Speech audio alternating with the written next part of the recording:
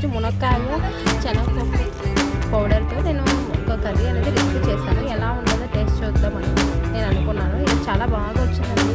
Same ఇది కాకినాడలో చేస్తారు.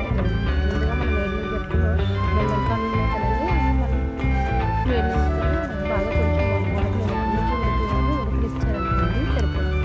అది తీసాక వెల్లుల్లి తాలింపు కరివేపాకు ఇవన్నీ వేసుకుంటూ మునక్కాయలు వేసుకుంటాం. ఈ మునక్కాయలు షార్ట్ చేసుకుంటే బాగా మగ్గిన తర్వాత చెక్ చేయాలి కొంచెం. అలాగే శనగపప్పు షార్ట్ వేసి ఉడికించండి. శనగపప్పు